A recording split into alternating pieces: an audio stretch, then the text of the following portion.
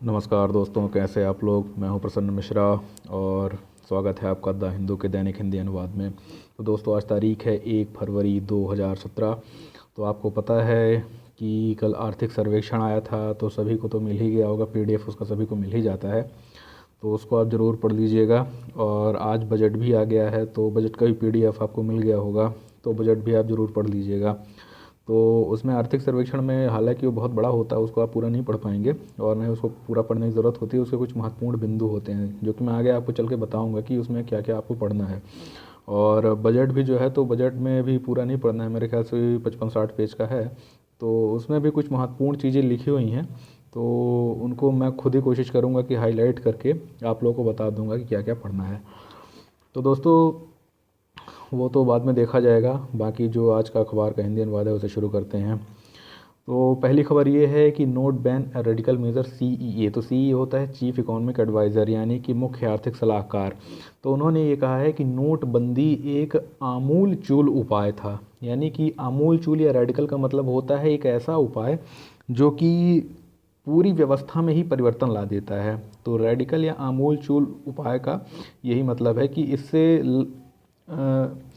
CA का ये कहना है कि देश की जो अर्थव्यवस्था है उससे आमूल चूल परिवर्तन आ गया है अर्थव्यवस्था में। तो दोस्तों, उन्होंने जो महत्वपूर्ण बात कही वो ये कही कि जो नोटबंदी हुई थी 1000 और 500 के नोटों की, तो ये रेडिकल करेंसी कम गवर्नेंस कम सोशल इंजीनियरिंग मेजर। तो जो कम शब्द का उपयोग होता है उसका मतलब होता है साथ में या सह।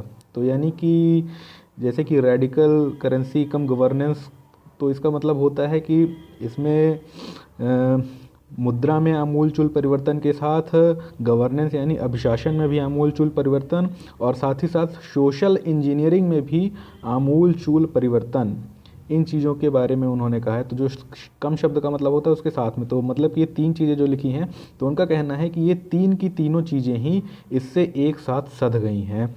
तो यानी कि एक तीर से तीन निशाने वाली बात उन्होंने कही है। तो उन्होंने कहा है कि measure to permanently and punitively raise the cost of illicit and unaccounted transaction और काला धन।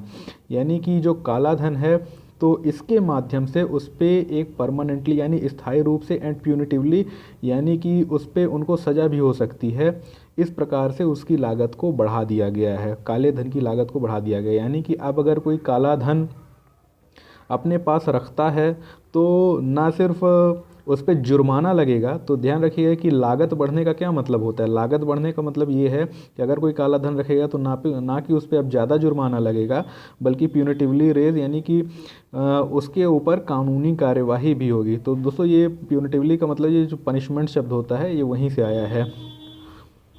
तो इस प्रकार से उन्होंने चेताया है लोगों को और उपलब्धियां बताई हैं नोटबंदी की। इसके अलावा दोस्तों, आपको ये भी पता चला होगा कि इस बार जो अनुमान लगाया गया है आर्थिक समृद्धि का, वो है 7.1%। तो दोस्तों, जो 7.1% का अनुमान है, तो ये पिछले साल के 7.6% से कम है, 0.5% कम है। तो ये उनका कहना था यहाँ पे कि ये जो कम है अनुमान, तो इसके पीछे सिर्फ नोटबंदी को ही नहीं ठहराया जा सकता है जिम्मेदार। इसके पीछे और भी कई ऐसे कारण हैं जिसकी वजह से ये कम हुई है। तो सिर्फ कोई ये कहे कि नोटबंदी ही इसके पीछे जिम्मेदार है तो वो ठीक नहीं। और साथ ही साथ उन्होंने आईएमएफ की उस एस्टिमेट, उस अनुमान को भी ठीक नहीं ठहराया जिसमें कि उन्होंने कहा था कि भारत की जो वास्तविक वृद्धि दर होगी इस वर्ष, तो वो 6.6 तक हो सकती है। तो उनका कहना है कि ये दरअसल पे उचित नहीं है, क्योंकि ये अनुमान ठीक तरीके से नहीं लगाया गया है आईएमएफ द्वारा। तो दोस्तों, अंदर एक आर्थिक सर्वेक्षण वाला भी पेज आया हुआ है, तो उसके बारे में और चर्चा करूंगा। और इसके अलावा ये कहूंगा कि आज जो दैनिक जागरण में पेज आया हुआ था आर्थिक सर्वेक्षण का, तो उसका आप शुरू से आखिरी तक एक एक लाइन पढ़ जाएं। एक ही पेज है वो पूरा, तो उसका आप पूरा का पूरा पढ़ जाएं। बहुत महत्वपूर्ण उसमें आज कई सारी खबरें दी हुई हैं।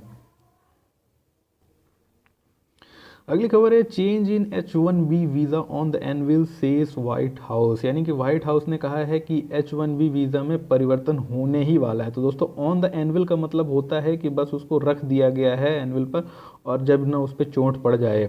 तो बस यही है कि ये हुआ था कि एक कांग्रेसमैन है वहाँ की, यानी कि जो यूएस कांग्रेस है, तो उसकी एक सदस्य हैं, तो उन्होंने H1B वीज़ा को लेकर के अभी एक बिल दाखिल किया था। यानी कि एक विधेयक उन्होंने अपना दाखिल किया था। अब ये है कि उस विधेयक पे चर्चा होगी और उसके बाद हो सकता है कि उसे पास कर दिया जाए। तो दोस्तों उस विधेयक में जो सबसे बड़ी समस्या है तो वो क्या है, उसमें जो सबसे बड़ी समस्या है वो ये है कि उसको जो कि $60,000 प्रति वर्ष की आय थी, तो उसको बढ़ा करके $1,30,000 कर दिया गया। मैं आपको पहले भी 4-5 बार बता चुका हूँ कि ये इतनी ज़्यादा रकम है कि कोई भी यूएस की कंपनी भारतीयों को या बाहरी लोगों को इतना पैसा दे करके नहीं बुलाती है। अगर उनको इतना ही ज़्यादा पैसा देना होता तो फिर उनको यूएस के इंजीनियर से क्या दिक्कत है, वो यूएस वाले को ही ना बुला लेंगे, वो तो $1,00,000 में ही करने को तैयार हो जाएगा उस काम को। तो जो यहाँ के इंजीनियर से 50,000 $60,000 में काम करवाते थे वो, अब उसको वो $1,30,000 दे करके थोड़ी करवाएंगे। तो ये तो एक तरीके से इन्होंने ऐसा कानून बनाया है कि कोई कंपनी चाह करके भी नहीं बुला सकती है किसी भी भारतीय को, क्योंकि इतना पैसा थोड़ी देगी। यानी कि अगर कोई बहुत ही हाई स्किल्ड आदमी है जो कि काम अमेरिका वाला कर ही नहीं सकता है, वही कर सकता है, तभी उसकी ज़रूरत पड़ेगी। बाकी तो किसी आम तौर पे जिन इंजीनियर्स को बुलाया जाता था वहाँ पे, उनकी शायद वहाँ पे अब ज़रूरत बिल्कुल नहीं रह जाएगी, क्योंकि इतना पैसा उनको कौन देगा। अब दोस्तों यहाँ पे एक और चीज़ आ रही है, आपने शायद उसको नहीं पढ़ा हो, तो पहले आपको बता दूँ STEM यानी STEM क्या होता है। तो दोस्तों science, technology, engineering and maths, in 4 field से, यानी कि जो ये 4 संकाय हैं, तो इनसे जो लोग भी ग्रेजुएशन या पोस्ट ग्रेजुएशन करते हैं, स्नातक या परिस्नातक करते हैं, तो उनको STEM में गिना जाता है। अब मैं आपको एक नई चीज़ बताता हूँ। आपको पता होगा कि भारत से बहुत से लोग ग्रेजुएशन करके पोस्ट ग्रेजुएशन करने अमेरिका जाते हैं, और जब वो वहाँ पे पोस्ट ग्रेजुएशन कर लेते हैं अमेरिका की यूनिवर्सिटी से, तो उसके बाद एक OPT होता है, ऑप्शनल प्रैक्टिकल ट्रेनिंग। यानी कि ये एक ऐसी ट्रेनिंग होती है कि जिसको करने के बाद वहाँ पे आपको नौकरी करने के अवसर बढ़ जाते हैं। यानी कि अगर आप उसे कर लेंगे तो वहाँ पे आपको नौकरी मिलने की संभावना बढ़ जाती है। कई बार ऐसा होता है कि इसे करते करते ही वहाँ पे कई लोग नौकरियाँ भी करने लगते हैं। तो इसका क्या लाभ होता है दोस्तों, इसका लाभ सबसे ज़्यादा उन भारतीयों को होता है जो कि वहाँ पे जाते हैं और पढ़ते हैं और बाद में वहीं पे नौकरियाँ करने लगते हैं। तो है क्या कि कुल मिलाकर के आपको पता है कि जब भारतीय वहाँ नौकरी करेंगे तो अमेरिकियों की नौकरी जाएगी, तो जब अमेरिकियों की नौकरी कटेगी तो वो लोग शोर मचाएंगे। तो वही है कि जब उनका शोर मचा था तभी डोनाल्ड ट्रंप इलेक्शन जीत गए, और जब वो जीत गए तो वो ऐसी नीतियाँ ला रहे हैं ताकि जो भारतीय हैं ना तो बाहर से वहाँ पे जा पाएँ नौकरी करने H1B वीज़ा पे, और दूसरे जो हैं जो वहाँ पे पढ़ने के लिए गए थे और नौकरी करने की फिराक में थे, जो OPT के माध्यम से करते थे, उस पर भी वो लगाम लगाने की कोशिश करेंगे। अब दोस्तों जो सबसे बड़ी दिक्कत है भारत में किसको है, IT कंपनियों को। तो लिखा हुआ है IT stock drop 4% on visa fears. यानी कि दोस्तों सीधी बात बता दूं कि यहाँ की IT कंपनियाँ जो थी तो उनके शेयर के दाम इसीलिए बढ़े हुए थे क्योंकि उनका जो सबसे बड़ा प्रॉफिट था अपने लोगों को ठेके पर विदेश भेज करके उनसे काम करवाने का था। तो इसीलिए क्या था कि जो बाहरी कंपनियाँ थीं वो आउटसोर्सिंग के लिए हमारी भारतीय कंपनियों को ठेका देती थीं और ये यहाँ से लोगों को भर्ती कर करके विदेश भेजा करते थे।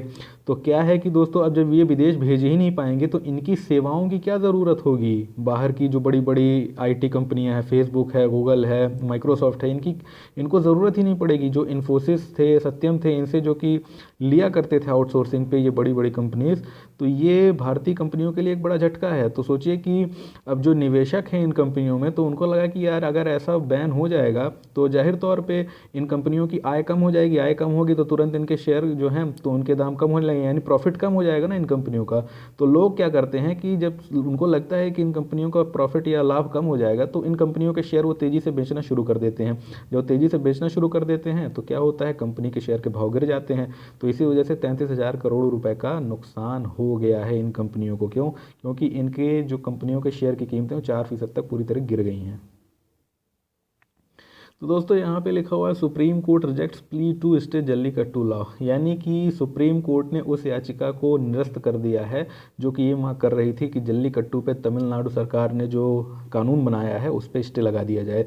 तो आपको बता दूं कि एक और संगठन है जो कि आप पेटा का नाम आप देख ही नहीं रहे हैं, और एनिमल वेलफेयर बोर्ड भी पीछे हट गया है, तो सिर्फ एक ही संगठन बचा हुआ है और उसका नाम है कंपैशन इन अनलिमिटेड प्लस। तो दोस्तों ये जो है तो इसने याचिका डाली हुई थी कि जो तमिलनाडु सरकार ने केंद्र सरकार के 1960 के जल्लीकट्टू वाले कानून में संशोधन किया है तो वो उचित नहीं है। तो दोस्तों मैं आपको बता दूं कि ये जो कानून था इसके बारे में थोड़ा सा आपको कानूनी जानकारी होना इसलिए ज़रूरी है कि आपको पता होगा कि पशु क्रूरता किसका समवर्ती सूची यानी कॉन्करेंट लिस्ट का विषय है। तो इसमें ऐसा होता है कि इसका जो केंद्र का भी कोई कानून बना है अगर उसी विषय पे, तो राज्य चाहे तो समवर्ती सूची के केंद्र द्वारा बनाए गए कानून को संशोधित कर सकती है। और यही तो तमिलनाडु ने किया था कि 1960 का जो पशु क्रूरता अधिनियम था जो केंद्र ने बनाया था उसको राज्य की सरकार ने ही संशोधित कर दिया। अब आपको लग रहा होगा कि यार आखिर राज्य की सरकार केंद्र के कानून में कैसे संशोधन कर सकती है। तो दोस्तों आईपीसी वगैरह में भी कई बार ऐसे ही चेंज होते रहते हैं।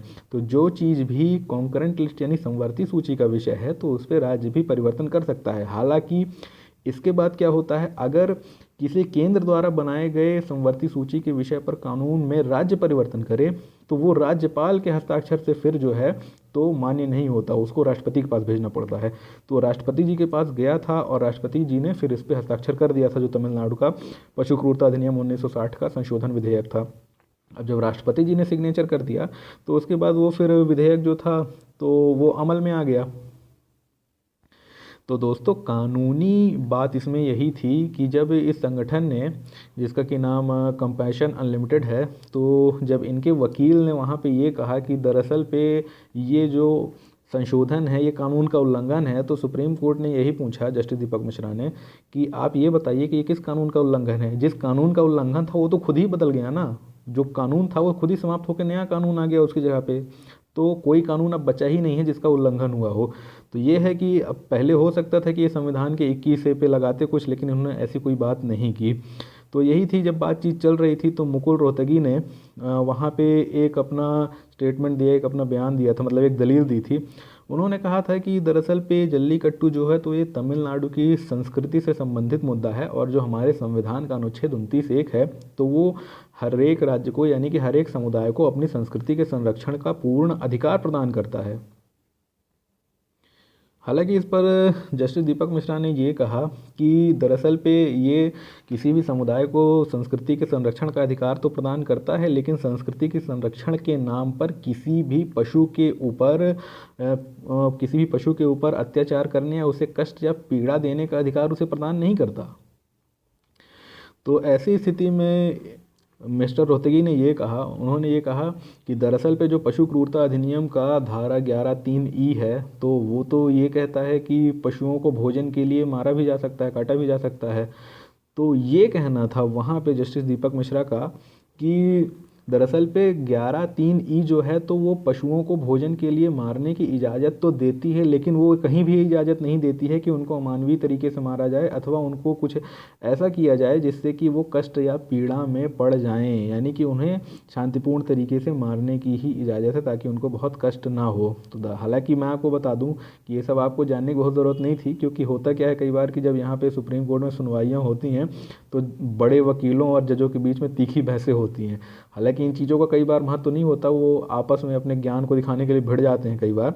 तो ऐसा ही था कि यहाँ पर हुआ ये था कि इस मामले में इन सब चीज़ों की वहाँ दलील नहीं भी दी जाती तब भी कोई बहुत फ़र्क नहीं पड़ता, क्योंकि जिस आधार पे ये कंपैशन अनलिमिटेड ने वो अपना याचिका दायर किया था तो अब आधार ही समाप्त हो चुका है, क्योंकि राष्ट्रपति ने उस संशोधन पर हस्ताक्षर कर दिए हैं। तो ये मामला तो ऐसे ही समाप्त हो गया था। साथ में एक चीज़ और बता दूं कि वो जो 7 जनवरी 2016 की पिछले साल की जो भारत सरकार की अधिसूचना थी, जिसको कि भारत सरकार ने कहा था कि हम वापस लेना चाहते हैं, तो सुप्रीम कोर्ट ने इजाज़त दी है, ठीक है आप उसको वापस ले लीजिए, हम उस पर कोई कानूनी बंधन अब नहीं लगाएंगे। तो अगली खबर ये दोस्तों कि डिबेट साइमल्टेनियस पोल्स प्रणव, यानी कि राष्ट्रपति जी ने ये कहा है कि एक साथ चुनावों पे विचार विमर्श करें। तो साइमल्टेनियस पोल्स या एक साथ चुनाव का मतलब ये है कि लोकसभा एवं विधानसभा के चुनावों को एक साथ किए जाने पर विचार विमर्श होना चाहिए। हालांकि इसके लिए तो आपको पता है कि संविधान संशोधन की ज़रूरत होगी। क्यों? क्योंकि अगर ऐसा किया जाएगा तो बहुत से राज्यों की सरकार को लोकसभा के चुनावों के साथ बर्खास्त करना पड़ेगा। नहीं तो आपको पता है कि सब अलग अलग टाइम पे चुनाव होते हैं, तो ऐसी स्थिति में अगर एक साथ चुनाव करना है तो कई सारे राज्यों की जो सरकारें हैं तो उनको बर्खास्त करना पड़ेगा और उनमें भी चुनाव कराना पड़ेगा। तो अब सरकारें वो तैयार होंगी कि नहीं होंगी, या पार्टियां इस चीज़ के लिए कितनी तैयार होंगी कि नहीं होंगी, तो ये तो एक बहुत ही जटिल विषय है और इस पे काफ़ी ज़्यादा विचार विमर्श की आवश्यकता है। तो दोस्तों यहीं पर ये लिखा हुआ है कि president Pranab Mukherjee on Tuesday called for a constructive debate on simultaneous election to the Lok Sabha and the assemblies and the state funding of the post to eradicate money power. तो यानी कि उन्होंने यही कहा कि लोकसभा और विधानसभा के चुनावों को एक साथ किए जाने के लिए वार्ता होनी चाहिए, चर्चा होनी चाहिए, और साथ ही साथ state funding of post to eradicate money power, यानी कि जो चुनावों में उपयोग किया जाता है धन की ताकत का इस्तेमाल किया जाता है, तो उसको भी समाप्त करने के लिए कार्य किए जाने की आवश्यकता है। हालांकि एक शब्द है स्टेट फंडिंग ऑफ पोस्ट, तो इसका मतलब होता है कि राज्य के द्वारा या सरकार के द्वारा कुछ इस प्रकार की फंडिंग की जाए ताकि चुनावों में धन के ताकत को कम किया जा सके। हालांकि ये कैसे होगा, इसका मैकेनिज़्म क्या होगा, ये तो कहीं लिखा ही नहीं इन्होंने कि राज्य के द्वारा फंडिंग करने से चुनावों में धन का पावर का मतलब पैसे का पावर कैसे कम हो जाएगा। तो ये तो देखना पड़ेगा कि यानी कि शायद ये कहना चाहते हैं कि चुनाव आयोग को इतना ज़्यादा संसाधन दे दो पैसे के रूप में कि वो इतने सारे लोग हायर कर ले, इतनी टेक्नोलॉजी अपने पास रख ले कि कोई भी आदमी धन का दुरुपयोग न कर पाए। तो ऐसा ही उनका कहना रहा होगा। तो यहाँ पे उन्होंने कहा था कि frequent election put on hold government development programmes, यानी कि उनका कहना था कि बार बार होने वाले जो चुनाव हैं तो वो विकास की प्रक्रियाओं में, विकास के कार्यक्रमों में बाधा डालते हैं, उनको थाम लेते हैं। इसके अलावा आम जनजीवन को अस्त व्यस्त करते हैं और बहुत महत्वपूर्ण जो सेवाएं हैं तो उन पे भी बुरा असर डालते हैं, और साथ ही साथ जो मानवीय संसाधन हैं तो उनको लंबे वक्त के लिए चुनाव की ड्यूटी में लगा देते हैं। तो इसका मतलब ये होता है कि जैसे कि सेना के लोग हैं, मतलब कि पैरामिलिट्री फोर्सेस के लोग हैं, और बाकी जो सरकारी लोग हैं जो कि चुनाव के काम में इतने बिजी रहते हैं। जब 4 चुनाव होंगे साल में, मतलब कि 4 साल में 4 चुनाव होंगे, पहले लोकसभा का, फिर विधानसभा का, फिर पंचायत का, फिर इसका, फिर उसका, तो भाई ड्यूटी तो किसी न किसी की तो लगेगी ही। तो उनका कहना है कि अगर ये सारे चुनाव एक साथ ही हो जाएं तो इन सारी समस्याओं से एक साथ निजात मिल जाएगी। तो दोस्तों मैंने आपको मुख्य रूप से ये सब कुछ इसीलिए बताया ताकि जो चुनाव सुधारों के बारे में एक साथ चुनाव कराने के लिए बात कही जा रही है तो उस पर आपको काफ़ी अंतर्दृष्टि मिल जाए। और ये जो यहाँ पे समस्याओं के संबंध में मैंने आपको बताया ये काफ़ी महत्वपूर्ण है। और एक जो शब्द है माई गवर्नमेंट, यानी कि जब भी राष्ट्रपति कोई अपना अभिभाषण देते हैं संसद में तो बार बार कहते हैं माई गवर्नमेंट, मेरी सरकार, मेरी सरकार। इसका क्या मतलब होता है? सरकार तो लोग कहते हैं कि मोदी जी की सरकार है, मनमोहन जी की सरकार थी पहले, ठीक, उसके पहले वाजपेयी जी की सरकार। दरअसल पे दोस्तों संविधान के अनुसार जो सरकार होती है तो वो किसकी होती है? वो राष्ट्रपति के नाम से चलती है। हालांकि ताकत जो है तो व्यावहारिक रूप से प्रधानमंत्री के पास है, इसलिए प्रधानमंत्री की सरकार कही जाती है। लेकिन दरअसल पे प्रधानमंत्री जो होता है तो उसकी अपनी मंत्रिपरिषद होती है, उसकी अपनी सरकार जो नहीं होती संवैधानिक रूप से। संवैधानिक रूप से सरकार जो होती है तो वो किसकी होती है? राष्ट्रपति की होती है। और इसके अलावा उन्होंने जो नॉर्थ ईस्ट की यानी उत्तर पूर्व के 8 राज्य हैं तो उनको अष्टलक्ष्मी कहा। तो आप ध्यान दीजिए अष्टलक्ष्मी कहा किसको कहा, और ये कहा कि नोटबंदी की वजह से जो समस्याएं आई तो वहाँ पे लोग डिगे नहीं, और उन्होंने अपनी पूरी क्षमता के साथ, पूरी ताकत के साथ भ्रष्टाचार से लड़ने के लिए अपना सब कुछ दांव पे लगाया। मतलब कि लोग इस बात से नहीं डरे कि उनकी मतलब काम में रुकावट आएगी या किसी चीज़ में कोई दिक्कत होगी। उन्होंने कहा कि उनका ये जो सहयोग था तो ये अप्रत्याशित यानी बहुत महत्वपूर्ण था। तो दोस्तों अगली खबर ये है कि Kathmandu meet to finalise SAARC budget agenda, यानी कि दोस्तों दो चीज़ें होती हैं। जब सार्क की मीटिंग होती है तो सबसे पहले ये होता है कि जो सार्क अपने कार्यक्रम चलाएगा तो उसका जो बजट होता है, उसका जो खर्चा है तो वो कौन कितना कितना वहन करेगा और वो कितना खर्चा है तो वो सब कुछ उसकी अकाउंटिंग होती है। दूसरा होता है एजेंडा, यानी कि सार्क की बैठक में किन मूलभूत मुद्दों पर बातचीत होगी तो उसको एजेंडा कहते हैं। तो उस एजेंडे को तय करने के लिए और बजट के संबंध में बातचीत करने के लिए अभी एक काठमांडू में मीटिंग हुई है। तो दोस्तों आपको बता दूं कि पिछले साल जो सार्क की मीटिंग इस्लामाबाद में होने वाली थी तो हो नहीं पाई। तो अब जब वो हो नहीं पाई तो अब ये है कि भाई आगे सार्क कहीं ऐसा ना हो कि पूरी तरह अप्रासंगिक हो जाए। तो कोशिश की जा रही है कि जो आगे आने वाली चीज़ें हैं तो उनको सही तरीके से निपटाने का प्रयास किया जाए। तो दोस्तों है क्या कि यहाँ पे 1 और 2 फरवरी को जो मीटिंग हुई काठमांडू में, तो उसमें एजेंडा और बजट के संबंध में बातचीत होगी, और साथ ही साथ जो एक एनुअल कैलेंडर यानी कि जो वार्षिक कैलेंडर है, जिसको कि इस्लामाबाद की मीटिंग में ही तय किया जाना था, तो वो तो हो ही नहीं पाई थी मीटिंग, तो इस वजह से उसको अब यहाँ पे तय किया जाएगा। और साथ ही साथ दोस्तों यहाँ पे इस बात की भी बातचीत होनी है कि आपको बता दूं कि नेपाल ने तो पिछले साल सार्क की अध्यक्षता कर ली थी, और ये अध्यक्षता हर वर्ष बदलती रहती है। तो चूंकि इस साल ये अध्यक्षता पाकिस्तान के पास जानी चाहिए थी, लेकिन चूंकि अब वो जो मामला हुआ था कि पिछले वर्ष वो मतलब कि शिखर वार्ता ही, सार्क शिखर वार्ता ही स्थगित हो गई पूरी तरीके से, तो ये है कि क्या इस साल अध्यक्षता पाकिस्तान को मिलेगी कि नहीं मिलेगी, इस बात पर विचार विमर्श आगे चल के किया जाएगा। तो यहाँ पे लिखा हुआ है कि हालांकि जो कूटनीतिक हैं यानी कि विदेश सेवा के लोग हैं, तो उन्होंने ये कहा है कि इस बात का इशारा मिल रहा है कि जो काठमांडू की मीटिंग होगी तो वो काफ़ी ज़्यादा महत्वपूर्ण होगी, क्योंकि इसमें उन सभी मतलब कि सारे सदस्यों की इस बात को लेकर के सहमति आवश्यक होगी कि जो बजट है और जो संगठन का एजेंडा है तो वो इस बार क्या होना चाहिए। हालांकि सार्क से संबंधित है, इसलिए मैंने आपको बताया कि आप समझ जाएं कि सार्क का बजट एजेंडा इत्यादि क्या होता है। बाकी इस पर जब कभी बहुत महत्वपूर्ण खबर आएगी तब मैं फिर आपको इसको फिर से डिटेल में बताऊंगा। तो दोस्तों अगली खबर है कि Trump fire defiant acting attorney general, यानी कि ट्रम्प ने अपने अवज्ञापूर्ण अटॉर्नी जनरल को हटा दिया है। तो दोस्तों फायर का मतलब होता है नौकरी से हटा देना। तो ऐसा क्यों किया है, तो आपको बता दूं कि वस्तुतः इनका जो नियुक्ति था तो किन्होंने किया था, वो बराक ओबामा जी ने किया था। और ट्रम्प ने तो वैसे अपनी नियुक्ति कर ली है अटॉर्नी जनरल की, लेकिन होता यह है कि जब तक नए अटॉर्नी जनरल अपने पद को संभाल नहीं लेते तब तक के लिए जो पुराने हैं तो कार्यवाहक के रूप में कार्य करते रहते हैं। लेकिन अभी जो डोनाल्ड ट्रम्प साहब ने अपना एक एग्जीक्यूटिव ऑर्डर यानी कि कार्यपालिका आदेश जारी किया था कि 7 देशों मुस्लिम बाहुल्य देशों के लोगों को 90 दिन के लिए ना आने दिया जाए, तो ये इन्होंने कहा था अटॉर्नी जनरल ने कि अगर कोई इसके खिलाफ याचिका दायर करता है तो मैं वो केस नहीं लड़ूंगी ये वो, और मैं खुद ही कह दूंगी कि असंवैधानिक है। तो यानी कि आप एक तरफ से सरकार के वकील हैं और आप खुद ही कह रही हैं कि मैं सरकार का केस नहीं लड़ूंगी, सरकार के खिलाफ जाऊंगी, तब तो आपको हटाएंगे ही हटाएंगे। तो दोस्तों ये आपको बता दूं कि ये बहुत महत्वपूर्ण है आपके लिए जानना है कि जैसे ही कोई नई सरकार आती है तो तुरंत अटॉर्नी जनरल जो है वो बदल जाता है। जैसे अभी मोदी जी की जब सरकार आई तो तुरंत क्या हुआ, अटॉर्नी जनरल को बदल दिया गया, क्योंकि अटॉर्नी जनरल जो है तो वो होना ही वही चाहिए जो कि उस सरकार का समर्थक हो, उसकी नीतियों का समर्थन करने वाला हो, तभी तो वो उसके लिए केस लड़ेगा। अब जैसे कि जब वाजपेयी जी की सरकार गई थी और मनमोहन जी की सरकार आई थी तो तुरंत ही अटॉर्नी जनरल को बदल दिया गया था, क्योंकि ये तो एक बहुत पुरानी प्रथा है कि तुरंत ही जो अटॉर्नी जनरल है वो बदल दिया जाता है जैसे ही नई सरकार आती है। तो वो आदमी पूरी तरीके से उस नई सरकार की नीतियों का समर्थक होता है, चाहे वो नीतियाँ फिर जैसी भी हों।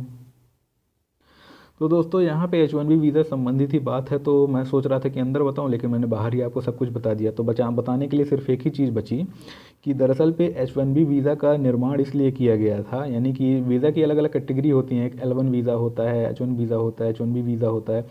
तो H1B वीज़ा इसीलिए रखा गया था प्रावधान में कि ऐसे लोग जिन काम को कर सकते हैं जो कि यूएस में करने वाले उपलब्ध नहीं हैं, सिर्फ उन्हीं को H1B वीज़ा दिया जाए।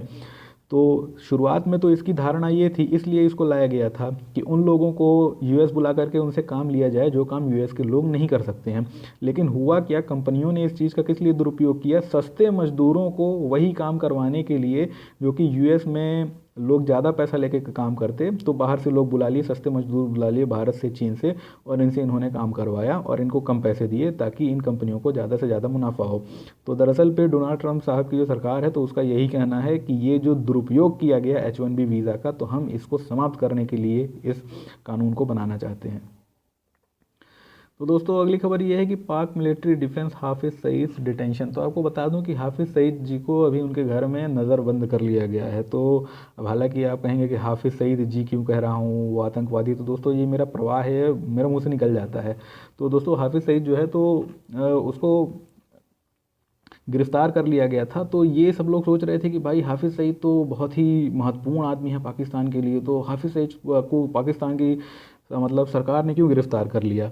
अब है क्या कि आपको बता दूं, आपने सुना भी होगा कि जो अभी 7 मुस्लिम बाहुल्य देशों पर अमेरिका ने प्रतिबंध लगाया, तो कई लोग ये कह रहे हैं कि पाकिस्तान भी आगे चल के लिस्ट में आ सकता है। तो अब ये सोच रहा है पाकिस्तान कहीं ऐसा ना हो कि हम भी लिस्ट में आ जाएं, तो बेहतर होगा कि वो सारे विवादित लोग जिनको कि अमेरिका भी आतंकवादी मानता है, तो उनको मैं तुरंत ही कुछ ऐसा प्रबंध कर दूं कि अमेरिका को ये ना लगे कि अब हम भी पूरी तरीके से आतंकवाद का समर्थन करने वाले देश हैं, इत्यादि इत्यादि। यानी कि एक तरीके से ये दिखाना चाहते हैं कि हम जो हैं तो किसी भी तरीके के आतंकवाद का समर्थन नहीं करते हैं, और हम वही नीतियां लेके चल रहे हैं जो कि हम पहले अमेरिका के साथ लेके चलते थे, यानी अमेरिका की नीतियों को मानने वाली बातें। तो है क्या कि कुल मिलाकर के आप जानते हैं कि पाकिस्तान जो है तो अभी भी बहुत महत्वपूर्ण रूप से अमेरिका पे ही निर्भर है, चाहे वो पैसे की बात हो, चाहे हथियारों की बात हो। तो अगर अमेरिका का साथ छूट जाएगा तो उनके लिए भारी मुश्किल खड़ी हो जाएगी। अब ये अलग बात है कि यहाँ पे जो पाकिस्तान वाले हैं तो उस पर कह रहे हैं कि ये नीतिगत फैसला है, फलाना है, ढकाना है, तो उससे कोई लेना देना नहीं कि वो क्या कह रहे हैं। और भारत भी इस पर अपनी नज़र बनाए हुए है कि आगे चल पे इस पर क्या डेवलपमेंट होती है, यानी कि मामले में आगे चल के क्या होता है। तो दोस्तों अगली खबर ये है कि Rohingya refugees to be relocated on remote island, यानी कि एक दूरस्थ द्वीप पे रोहिंग्या शरणार्थियों को फिर से बसाया जाएगा। तो आपको बता दूं कि म्यांमार में जो रखीन इलाका है तो वहाँ से रोहिंग्याओं पे अत्याचार करके उनको भगा दिया गया है, तो जिसकी वजह से बहुत सारे रोहिंग्या जो हैं तो भाग करके बांग्लादेश आ गए हैं। तो अब ये रोहिंग्या जो बांग्लादेश आ गए थे तो अब ये दिक्कत आ गई थी कि इनको कहाँ बसाया जाए। तो बांग्लादेश में एक शहर है कोक्स बाज़ार नाम का, तो यहाँ पे वो कैंप डाल करके पड़े हुए थे लंबे वक्त से। तो ये था कि इनको किसी ऐसी जगह बसाया जाए ताकि ये वहाँ पे स्थायी रूप से रह सकें। अब है क्या कि दोस्तों जहाँ पे इनको बसाया गया है तो वो एक ऐसा द्वीप है जिसके बारे में ये कहा जाता है कि ये द्वीप दरअसल पे बाढ़ग्रस्त द्वीप है, यानी कि जब पानी आता, बाढ़ आती है तो ये डूब जाता है। तो आपको बता दूं दोस्तों कि बांग्लादेश में बहुत सारे बड़े बड़े नदी द्वीप हैं और उनके डेल्टाई इलाके में भी बहुत सारे द्वीप हैं। तो जो डेल्टाई इलाका है, एस्चुअरी को, इस एस्चुअरी का इलाका है, या कि नदी के बीचों में जो द्वीप है, जैसे माजुली है भारत में, वैसे बांग्लादेश में कई सारे द्वीप हैं। तो ये सारे द्वीप जब बाढ़ें आती हैं तो ये सब डूब जाते हैं वहाँ पे पानी में। तो अब ऐसी जगह अगर इनको बसाया जाएगा तब तो इनके साथ फिर और चल के आगे चल के समस्या खड़ी हो जाएगी। तो दोस्तों उस द्वीप का नाम आप जान लीजिए, उसका नाम है थेंगार चार द्वीप। तो जो थेंगार चार है तो वहाँ पे उनको बसाया जाएगा आगे चल के। और एक हटिया द्वीप उसी के पास है। तो ये कहा जा रहा है कि आमतौर पे हटिया द्वीप के बारे में देखा गया है कि वो मेघना नदी की एस्चुअरी पर स्थित है और अक्सर डूब जाता है। तो ये जो नए द्वीप में जो बसाया जाएगा तो ये भी उस तरीके से डूब जाएगा। तो ये बताओ दोस्तों कि पहले से ही 2,32,000 रोहिंग्या जो थे, चाहे रजिस्टर्ड रहे हों चाहे अनरजिस्टर्ड रहे हों, तो वो रह रहे थे बांग्लादेश में। और उसके बाद से जब ये अत्याचार शुरू हुआ था म्यांमार में उनके ऊपर, तो 65,000 लोग और भाग करके आ गए थे। तो ऐसी स्थिति में बांग्लादेश के साथ भी अपने शरणार्थियों को जगह देने की समस्या लगातार बढ़ती जा रही है। तो अब है क्या दोस्तों कि अब सबको पता है कि म्यांमार की जो सरकार है तो वो लगातार इस बात पे मतलब कि कोई भी सही संकेत नहीं देती है कि हम इस समस्या से निपटने के लिए क्या करेंगे। तो उन्होंने क्या किया था कि कोफी अन्नान जी की अध्यक्षता में उन्होंने एक निकाय बना दिया जो कि ये देखेगा कि रोहिंग्याओं पे क्या अत्याचार हो रहे हैं और उनसे कैसे निपटा जा सकता है, रोहिंग्याओं की बेहतरी के लिए क्या किया जा सकता है, इत्यादि इत्यादि। तो अब है क्या कि कोफी अन्नान जी उसकी जांच वांच तो कर रहे हैं, लेकिन ये एक तरीके से सिर्फ दिखावे के लिए बनाई गई समिति है ताकि लोग ये कहें कि जो कोफी अन्नान थे तो वो पहले संयुक्त राष्ट्र महासचिव थे, तो लोग ये ना कहें कि म्यांमार जो है तो वो कुछ नहीं कर रहा है। तो वो दिखा रहे हैं कि हम कोफी अन्नान जी को इसलिए बुलाए हैं ताकि वो हमें सुझाएं कि हमें क्या करना चाहिए। तो अब देखिए, अगर काम करना होता तो आंग सान सू की सरकार कुछ उस पर निर्णय लेती, पर कोई निर्णय तो लिया नहीं। तो दोस्तों अगली खबर ये है कि Russia makes big military push in Arctic, यानी कि रूस ने आर्कटिक इलाके में अपनी जो सैन्य गतिविधि है तो उसको थोड़ा सा बढ़ा दिया है। तो आपको पता होगा कि आर्कटिक कहाँ पे है, तो दोस्तों जो उत्तरी ध्रुव के आसपास का इलाका है उसको आर्कटिक कहते हैं, वहीं पे जो समंदर है तो उसको आर्कटिक सागर कहते हैं। तो ये तो ऐसा इलाका है कि जहाँ पे बहुत ज़्यादा मात्रा में बर्फ़ जमी रहती है, लेकिन आप देख रहे हैं कि आज की तारीख में कोई भी ऐसा इलाका नहीं बचा हुआ है जहाँ पे लोग अपनी सैन्य क्षमता को लगातार बढ़ाने में ना लगे हों, क्योंकि लोगों को लगता है कि आगे चल के दुनिया का जो छोटे से छोटा इलाका भी है तो सैन्य रूप से महत्वपूर्ण हो सकता है, तो इसलिए लोग पहले से ही वहाँ पे लग जाते हैं अपना काम बनाने के लिए। तो दोस्तों है क्या कि जब ये ऐसे इलाके हैं जहाँ पे बर्फ़ जमी रहती है कई बार पानी में, तो यानी कि बर्फ़ की चादरें वगैरह जम जाती हैं, तो वहाँ पे जहाज़ घुसेंगे कैसे। तो दोस्तों एक जहाज़ होता है उसको बोलते हैं आइस ब्रेकर। तो एक न्यूक्लियर आइस ब्रेकर यानी कि एक ऐसा आइस ब्रेकर जहाज था जिसका नाम लेनिन रखा था सोवियत सेना ने, कि वो न्यूक्लियर ऊर्जा से चलता था, यानी कि परमाणु ऊर्जा से चलता था। तो उसको बार बार आकर के तेल वेल भराने की जरूरत नहीं होती थी, अंदर उसमें एक नाभिकीय रिएक्टर लगा था, उसी से वो चलता था। तो वो लगातार तोड़ता हुआ बर्फ़ को आर्कटिक के अंदरूनी इलाकों में भी पहुंच जाता था। तो दोस्तों बिजनेस वाले पेज में एक खबर है, IT department begins operation clean money, यानी कि आयकर विभाग ने ऑपरेशन क्लीन मनी शुरू किया है। तो क्लीन मनी क्या है इसलिए बता देता हूँ कि ये एक ई प्लेटफॉर्म है, यानी कि एक इलेक्ट्रॉनिक प्लेटफॉर्म है। और इसके द्वारा क्या किया जाएगा, तो 18 लाख ऐसे बैंक अकाउंट जिनमें कि नोटबंदी के बाद से इतनी मात्रा में पैसा जमा किया गया है कि वो संदेहास्पद हो गया है कि इनके पास इतना पैसा आया कहाँ से। तो जो ये ई प्लेटफॉर्म होगा, यानी कि क्लीन मनी नाम का ई प्लेटफॉर्म होगा, तो ये क्या करेगा, सबसे पहले कि आयकर विभाग के पास इन लोगों का जो आय का डाटाबेस है जो कि इन लोगों ने दिया था पहले, तो उसको किससे जोड़ा जाएगा, उसको जोड़ा जाएगा बैंकों में उनके खातों में जमा किए गए रुपयों से। तो उससे क्या होगा कि ये बात पता चल जाएगी कि क्या इनके द्वारा जमा किया गया बैंकों में रुपया इनके द्वारा दर्शाई गई अपनी आय के अनुकूल है या नहीं है, और अगर नहीं है तो उन पर कार्रवाई होगी। तो लोग अभी तक यही सोच रहे थे कि यार ये आयकर वाले पकड़ेंगे कैसे आखिर जिन लोगों ने ज़्यादा पैसा जमा करवा दिया है। तो एक तो ये है कि ये इन्होंने ई प्लेटफॉर्म बनाया है, हालांकि दूसरों के अकाउंट में जितना कराया है तो उसको पकड़ना अभी भी काफ़ी ज़्यादा मुश्किल है, तो उसके लिए हो सकता है आगे चल के कुछ लाएं। और दोस्तों देश में 8 कोर इंडस्ट्रीज़ होते हैं, यानी कि मूलभूत उद्योग होते हैं। तो भारत में जो कोर इंडस्ट्रीज़ हैं तो जिनमें 8 को चिन्हित किया गया है, तो ये आप ध्यान रखिएगा, पूछ सकता है यूपीएससी में कि फला में कौन कौन सा कोर इंडस्ट्री के अंदर आता है। तो आपको बता दूं, कोयला है, कच्चा तेल है, प्राकृतिक गैस है, और उसके बाद परिशोधित पदार्थ यानी कि ये तेल वगैरह से जो रिफाइनरी प्रोडक्ट्स निकलते हैं वो, फिर फर्टिलाइजर्स है यानी कि जो खाद है, फिर स्टील है, सीमेंट है और बिजली है। तो ये जो 8 उद्योग हैं तो इनको देश में कोर इंडस्ट्रीज़ बोला जाता है। तो दोस्तों यहाँ पे अगली खबर ये है कि economic survey wants modification on FRBM act, यानी कि जो आर्थिक सर्वेक्षण है तो वो एफआरबीएम अधिनियम में सुधार चाहता है। तो दोस्तों ये है क्या, पूरा मुद्दा क्या है, तो एफआरबीएम एक्ट होता क्या है, तो एफआरबीएम एक्ट होता है दोस्तों कि fiscal responsibility and budget management, यानी कि राजकोषीय जिम्मेदारी एवं बजट प्रबंधन अधिनियम। तो इसके अंदर हुआ क्या था कि 2003 में इसको बनाया गया। क्यों बनाया गया था, इसलिए बनाया गया था ताकि जो कोई भी बजट बनाने की प्रक्रिया हो वो कुछ ऐसे नियम कानूनों के अंदर हो कि सरकारें उससे बाहर जा कर के उन नियमों को तोड़ करके बजट ना बनाएं। तो इसमें जो मूलभूत नियम था वो क्या था, वो मूलभूत मुद्दा था इसमें जो लिखा हुआ था एफआरबीएम एक्ट में, फिस्कल एक्टिविज्म, यानी कि राजकोषीय सक्रियतावाद। इसका क्या मतलब होता है, इसका मतलब ये होता है कि जो सरकार है तो उसको ज़्यादा से ज़्यादा सार्वजनिक खर्च करना चाहिए, यानी कि बहुत ज़्यादा मात्रा में भले वो कर्जा ले ले लेकिन उसको ज़्यादा से ज़्यादा अपनी तरफ से खर्चा करना चाहिए ताकि अर्थव्यवस्था की रफ्तार बनी रहे। और इसी बात को ये कहा जाता था कि बहुत से बड़े बड़े जो देश हैं तो उन्होंने यही तरीका अपना करके अपना काफ़ी ज़्यादा विकास किया है। लेकिन अब ये कहना है सरकार का कि ये 2003 में बना हुआ एक्ट था और अभी 13 साल बाद एकदम परिस्थितियां बदल गई हैं। खास करके 2008-9 की जो मंदी आई थी तो उस मंदी के बाद से जो भारत में सबसे ज़्यादा आवश्यकता महसूस की जा रही है वो ये महसूस की जा रही है कि आप अपने राजकोषीय घाटों को बिल्कुल कम करें, यानी सिर्फ राजकोषीय घाटे नहीं, जितने भी प्रकार के घाटे हैं उनको कम करें। तो राजकोषीय घाटा अगर इत्यादि बढ़ता है तो उससे चल के आगे चल के जब मंदी आएगी तो उससे काफ़ी ज़्यादा समस्याएं आ सकती हैं देश को। तो ये इनका कहना है कि हम चाहते हैं कि एफआरबीएम एक्ट में बदलाव आने चाहिए। क्यों, क्योंकि अब हम नहीं चाहते कि हम फिस्कल एक्टिविज्म के आधार पर चलें, हम चाहते हैं कि अब हम उस चीज़ पे चलें जहाँ पर हम अपनी राजकोषीय नीतियों को, खासकर जो डेफिसिट्स घाटे हैं तो उनको पूरी तरीके से नियंत्रित कर सकें।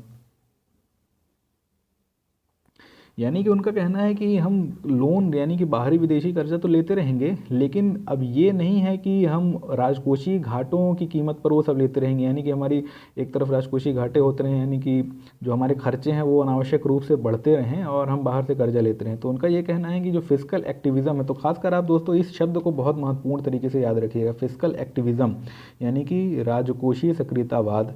तो इसके बारे में और ज़्यादा पढ़ लीजिएगा, मैंने आपको शुरुआती बात बता दी है। तो ये आप कहीं पर भी आगे आगे चल के मेंस में लिख सकते हैं या कि प्रीलिम्स में भी आ सकता है कि फिजिकल एक्टिविज्म क्या है, क्योंकि जब एफआरबीएम एक्ट का संशोधन के बारे में चल रहा है तो आ सकता है। तो आपको बता दूं कि एक एनके सिंह कमेटी बनी थी, एनके सिंह पैनल बना था, तो इसीलिए बना था कि उसे ये सुझाना था कि एफआरबीएम एक्ट में क्या क्या बदलाव किए जाने चाहिए। और वो पैनल ने ही ये कहा था कि एफआरबीएम एक्ट जो है तो पुराना पड़ चुका है और जो परिस्थितियां हैं आर्थिक रूप से वो बदल चुकी हैं, इसलिए इसमें बदलाव किया जाना चाहिए। तो दोस्तों अगली खबर ये है कि time ripe for discussion on universal basic income, यानी कि वक्त आ गया है कि जो यूनिवर्सल बेसिक इनकम है उस पर चर्चा की जाए, बातचीत की जाए। तो सबसे पहले दोस्तों ये बताऊं कि यूनिवर्सल बेसिक इनकम क्या है। तो यूनिवर्सल बेसिक इनकम एक ऐसी इनकम यानी एक ऐसी आय के संबंध में है जो कि सरकार उन सभी लोगों को देगी जिनको वो अभी तक सब्सिडी देती आई है। तो आपको पता है कि बहुत सारी कल्याणकारी सब्सिडियाँ यानी कि वेलफेयर स्कीम के तहत जो सब्सिडियाँ दी जाती हैं और जो बाकी स्कीम चलाई जाती हैं, जैसे कि सिलेंडर में सब्सिडी और जो डायरेक्ट बेनिफिट ट्रांसफ़र्स वगैरह होते हैं, तो कोशिश ये की जा रही है कि उन सारी सब्सिडीज़ के स्थान पर एक नई चीज़ चलाई जाए जिसको कहा जाए यूनिवर्सल बेसिक इनकम, और ये उन्हीं लोगों को दी जाए खासकर जो कि गरीबी रेखा के नीचे रहने वाले लोग हैं।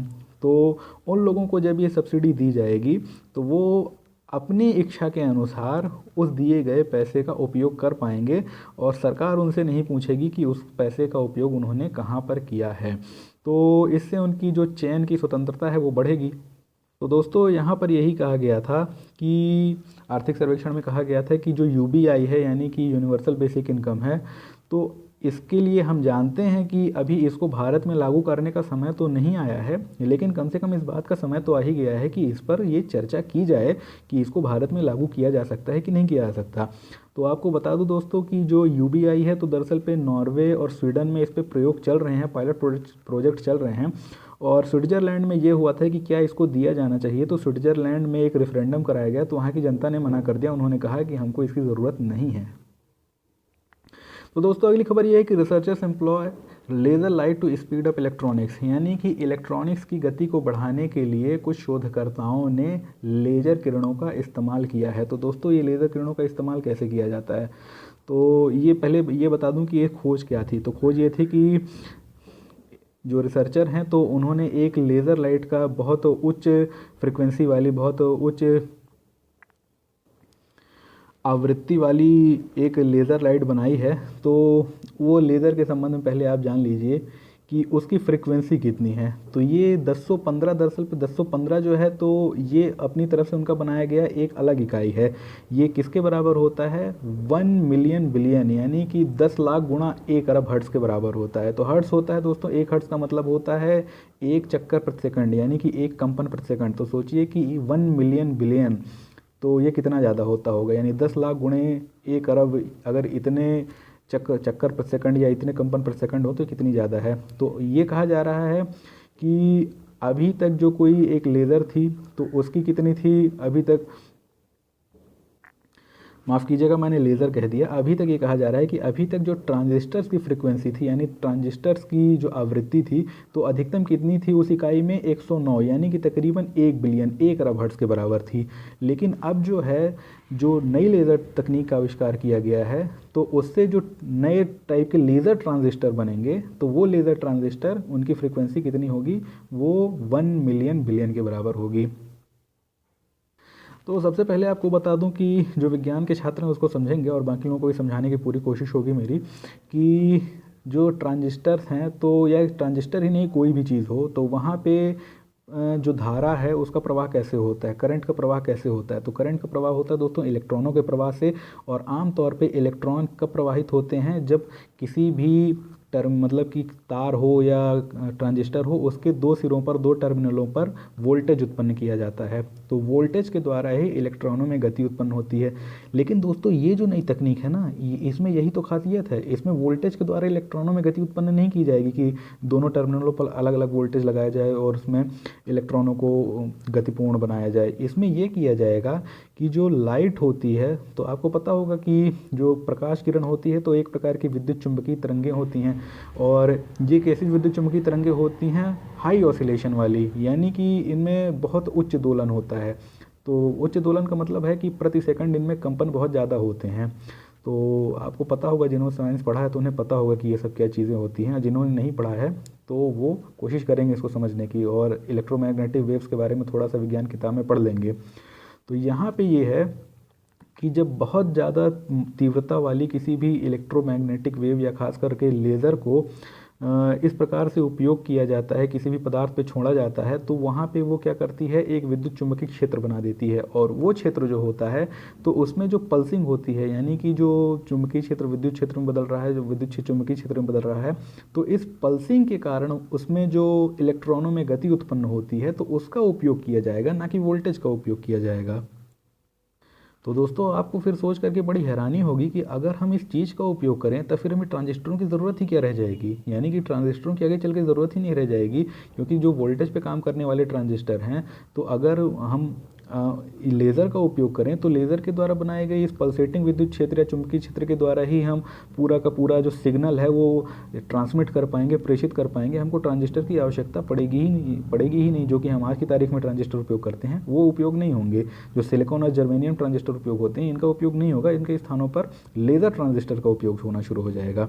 लेकिन हालांकि यहाँ पे जो इन्होंने आखिरी में बात लिखी हुई है वो यही लिखी हुई है कि जो सबसे बड़ी समस्या ये है कि जो लेज़र ट्रांजिस्टर हैं तो इनके लिए बहुत ज़्यादा मात्रा में करंट की आवश्यकता होती है, और ये हमको देखना पड़ेगा कि क्या छोटी छोटी जो डिवाइसेस होती हैं वहाँ पे इतनी ज़्यादा मात्रा में करंट को लगा करके जो लॉजिक गेट्स होते हैं, लॉजिक ऑपरेशन जिन्हें कहते हैं, उनको कार्यान्वित किया जा सकता है कि नहीं किया जा सकता। तो लॉजिक ऑपरेशन जो कि अभी सिलिकॉन जर्मेनियम में लॉजिक गेट्स के माध्यम से होती हैं वो तो सरलता से हो जाती हैं, क्योंकि वहाँ पे करंट की आवश्यकता बहुत कम होती है। लेकिन लेज़र को आपको पता होगा कि लेज़र जो होती है बहुत उच्च ऊर्जा की तरंगें होती हैं, और इनको उत्पन्न करने के लिए भी बहुत ज़्यादा करंट की आवश्यकता होती है। तो इनको बनाना आसान होगा कि नहीं होगा तो ये तो आगे चल के बाद पता चलेगा। लेकिन यहाँ पे जो एक नई चीज़ आई है उसको आप जान लीजिए कि नैनो फिल्म इलेक्ट्रॉन्स क्या कहलाते हैं। तो नैनो फिल्म इलेक्ट्रॉन्स जो होते हैं दोस्तों, तो नैनो फिल्म इलेक्ट्रॉन्स उनको कहते हैं कि जब सिलिकॉन डाइऑक्साइड जो है, तो जब उस पर बहुत उच्च तीव्रता वाली हाई इंटेंसिटी वाली लेज़र डाली जाती है तो उसमें जो भीतर इलेक्ट्रॉन होते हैं ना, तो एक ऐसी इलेक्ट्रिक फील्ड यानी विद्युत क्षेत्र जन्मता है कि वो उन इलेक्ट्रॉनों में एक गति उत्पन्न कर देता है। यानी कि वो जो इलेक्ट्रॉन अभी तक अपने अपने अणुओं या परमाणुओं के भीतर या अपने अपने क्रिस्टल्स के अंदर कैद थे, तो वो बाहर निकल करके वो गति उत्पन्न कर देते हैं, मुक्त इलेक्ट्रॉन बन जाते हैं। तो ऐसी स्थिति में वो जो इलेक्ट्रॉन नए बनते हैं तो उन्हें ही नैनो फिल्म इलेक्ट्रॉन कहा जाता है। ऐसे ही आपको पता होगा कि होल नाम की एक चीज़ बनती है, किसमें वो बनती है, ट्रांजिस्टरों में। तो होल भी जो होता है तो वस्तुतः होल जैसी कोई चीज़ नहीं होती है, लेकिन वो मिक्सिंग की वजह से निर्मित हो जाती है। तो होल के संबंध में भी आप लोग पढ़ लीजिएगा। तो अगली बात ये कही जा रही है कि initially the nano film behaves like an insulator, यानी कि जो शुरुआत में जो एक नैनो फिल्म होती है तो वो किसकी तरह इस काम करती है, एक विद्युत अवरोधी की तरह काम करती है। लेकिन जब उस पर उच्च तीव्रता वाली लेज़र को छोड़ा जाता है तो वो एक सुचालक की भांति व्यवहार करने लगती है। और ये कैसे होता है कि जब हम छोड़ते हैं लेज़र को तो कितनी ज़्यादा मात्रा में बढ़ जाती है, 19 गुना ज़्यादा परिमाण में जो करंट है वो बढ़ जाती है, यानी कंडक्टिविटी जो है, जो सुचालकता है उस पदार्थ की 19 गुना मात्रा में बढ़ जाती है। तो दोस्तों इस तरीके से आज के द हिंदू का पूरा दैनिक हिंदी अनुवाद समाप्त होता है। तो मैंने आपको सारी चीज़ें बताई, खाली आर्थिक सर्वेक्षण वाला पेज अभी छोड़ा हुआ है तो रात को कोशिश करूंगा कि उसको भी डाल दूं। तो मेन आपको बता दूं कि आर्थिक सर्वेक्षण वाला पेज आप दैनिक जागरण से ज़रूर पढ़ लीजिए, उसमें काफ़ी अच्छा दिया हुआ है। फिर आर्थिक सर्वेक्षण तो पूरा का पूरा आया हुआ है, तो उसके बारे में आप बहुत जगहों से आप पढ़ेंगे ही, नोट्स आएंगे दुनिया भर के, तो उस खाली एक पेज से कोई बहुत फ़र्क नहीं पड़ता है। लेकिन मैं पूरी कोशिश करूँगा कि उसमें जो 1-2 आर्टिकल्स इंपॉर्टेंट छपे हैं तो उनका भी आपको अनुवाद करके बता दूँ। हालाँकि वीडियो लंबी हो रही थी, 50 मिनट पार कर जाती, इसलिए मैंने इसमें उसको नहीं जोड़ा है। तो दोस्तों कल फिर मिलेंगे, या कि ज़रूर होगा तो आर्थिक सर्वेक्षण वाला आज ही बना करके डाल दूंगा, तो हो सकता है कि आज ही फिर मिलें। तो तब तक के लिए धन्यवाद, शुभ रात्रि, जय हिंद।